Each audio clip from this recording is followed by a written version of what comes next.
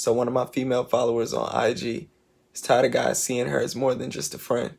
She wishes she could find a guy who only saw her as just a friend and would be there when she needs him. I know most of you ladies can attest to this, as you all experience interactions with men where they seem to want something a little bit more than friendship. This female follower of mine proceeded to create a poll which stated, "It's rare to find a man who only wants to be just friends." You could agree or disagree. 85% of her female followers agreed, 15% disagreed. Which brings me to my next point. If it's so difficult for you ladies to find a guy who only wants to be just friends, then why do you defend the absurd notion that men and women can truly be just friends? I'm going to dive a little deeper into the psychology of this notion, elaborate and analyze on why I disagree that men and women can truly be platonic friends on this episode of Q's Views.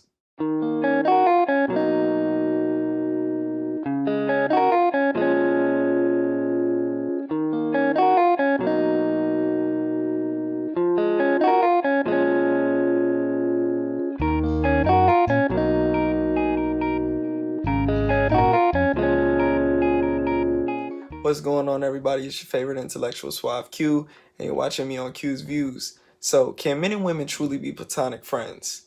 Well, I always find it funny when the most non-objective people try to argue this with me, because anyone who's objective would know that it's extremely difficult for men and women to truly be just friends for a number of reasons.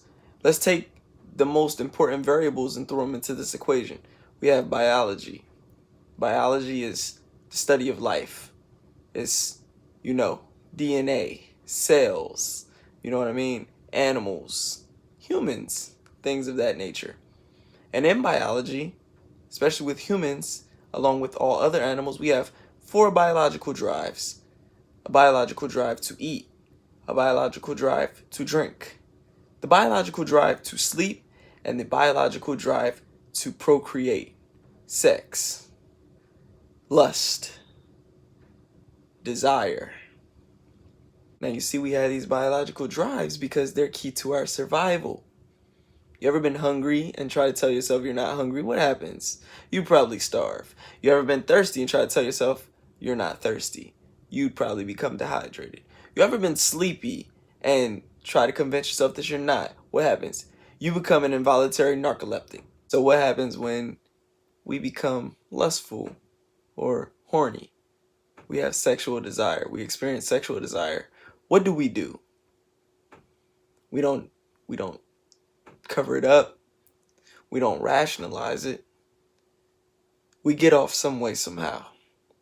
Now, this biological urge to procreate is more prominent in males than females because men tend to have exponentially higher testosterone levels than women do, and testosterone is a predominantly male hormone, and it's also the predominant sex hormone.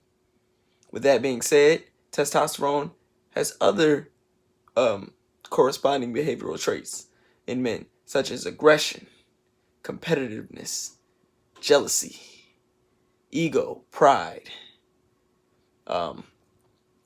stupidity, male stupidity, risk-taking behavior, male stupidity. Testosterone are the driving forces behind these overt behaviors that men exhibit as well. You see, but that sexual desire, that primitive testosterone-driven sexual desire in men can't be controlled. A man knows when he's attracted to a woman in less than 0.2 of a second of seeing her. He knows whether he would have sex with her or not. That's an extremely small window to rationalize friendship, platonic, which means non-sexual friendship. Now, considering the biological laws of life, is a biological fact that most men, I'd say 99.9% of men with healthy testosterone levels who are not simps or beta males would not look at a woman and his initial thought is, damn, I would love to be her platonic friend. We'd be such great friends. We could do whatever she wants to do. We could go to the movies. We could paint our nails. We could go to the spa. She could vent to me about her boyfriend and all her other emotional issues. I could be her emotional support system. Oh, we could share secrets. That's not what most men are thinking when they see a woman. who they find attractive. And a man finding a woman attractive is pretty synonymous with a man being attracted to a woman. It works a little different for women, but for most men, if a man finds you attractive, he'd probably hit. Simple science. So I'm sure we've all heard that men think with their dicks. Well, it's true, we do. We do. It's true. It's biology. It's human nature. Can't help it. On that premise alone, and that's just the first variable, men and women cannot truly be platonic friends. Because you see, he's thinking with his dick even when he's not thinking with his dick. Did you guys know that? Did you know erections come from the central nervous system in an area located in our spinal column? Serotic little area in our spinal column that's responsible for our erections are located between areas T10 to L2. That's thoracic 10 and lumbar 2. And you see, erections are an involuntary sexual response to visual stimuli. It's on site. We see a girl that we're attracted to. Yes, touch matters, but the sexual attraction aspect is on site. So there's levels of attraction going on subconsciously between a man and a woman long before we even have the chance to rationalize, due to simple biological laws of nature that we cannot override no matter how hard we try. My second premise for why men and women cannot truly be platonic friends is simple logic, simple objectivity. How can you call someone your friend if you don't know how they see you? You see, a woman can say that a man is just her friend all along, but she doesn't know what he's really thinking. She doesn't know that when she walks away from him, if he's looking at her ass. She doesn't know if when he's talking to her and staring at her, if he's thinking, damn, she's gorgeous as hell. She doesn't know these things.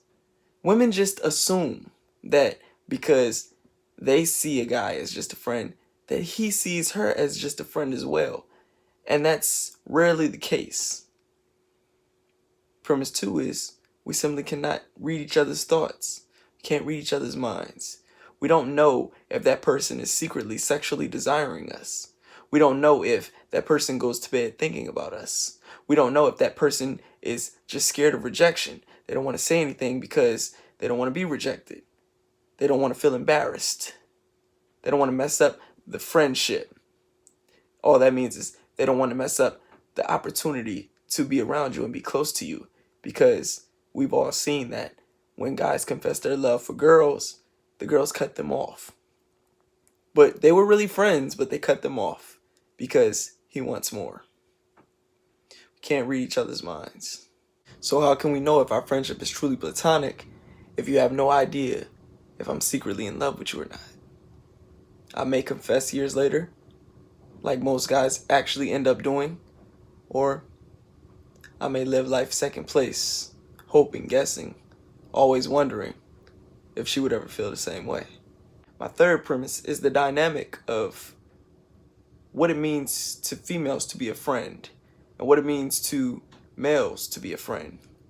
You see, the dynamic of female-female friendships are very different from the dynamic of male-male friendships. And the dynamic of male-female friendships rarely live up to the expectation or standard of what a female-female friendship is or a male-male friendship is. You see, most of the time when men and women are just friends, the man is doing more than the woman.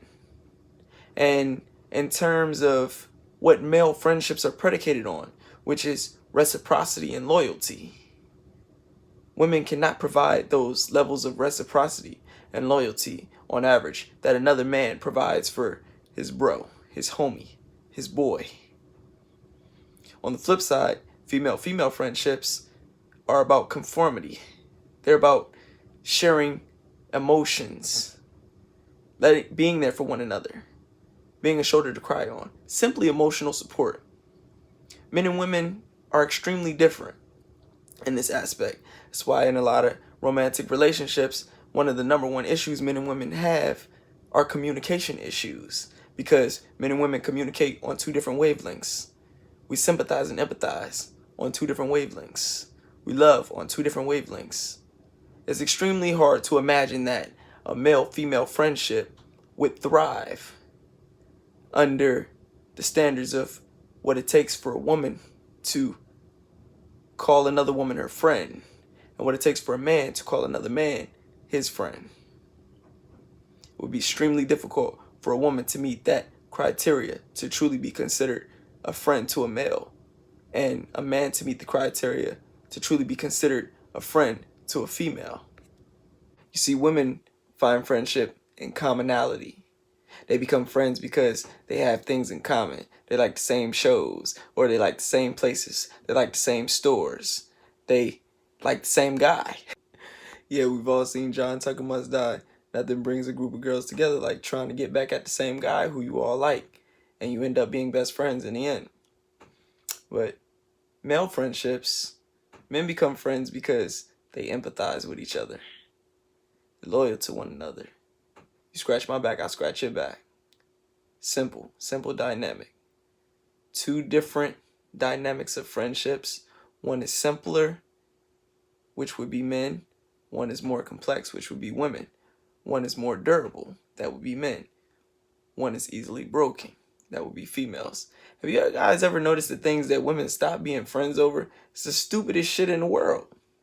It's the stupidest shit in the world. Women will stop being friends because they disagree on which is the best flavor of Skittles, and never talk to each other again for years. They'll hold a grudge for years.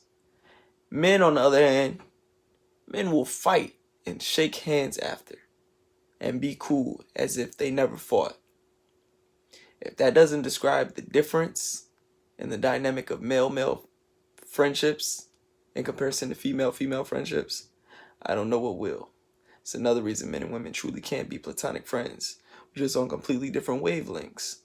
A guy can't provide the level of friendship that a female would need, and a female can't provide the level of friendship that a guy would need in most cases. Final premise is the actual research.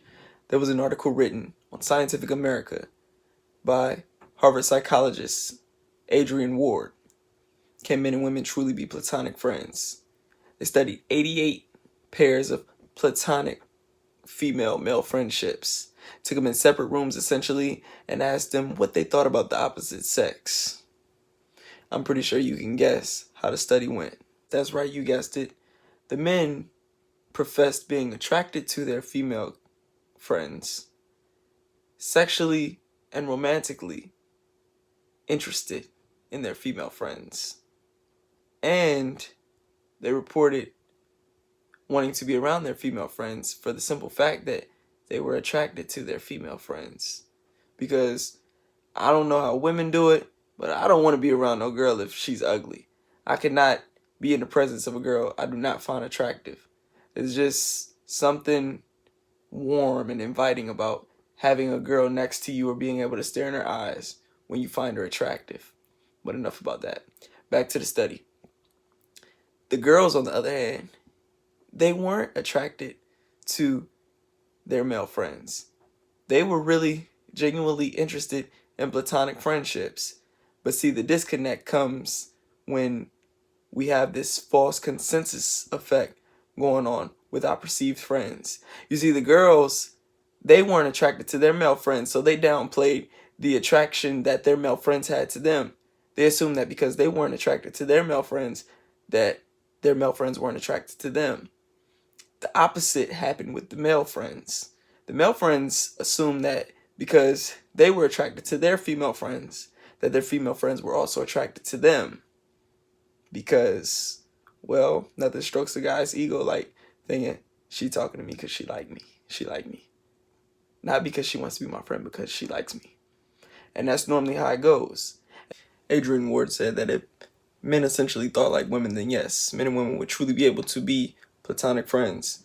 But due to the innate male biological drive to procreate, to want to mate, to want to copulate, it cannot be overridden. It's extremely difficult. It's an anomaly. It's a rarity. It's an outlier when men are platonic friends with women. It's not the norm. It's not the average. It's not the standard. When you see a couple walking in the streets, you do not assume that they are platonic friends. You assume that they are together. Because that's what's common. That's what we're used to seeing. That's what's expected. And that's the reality of male-female interactions. This is Suave Q on Q's Views, over and out.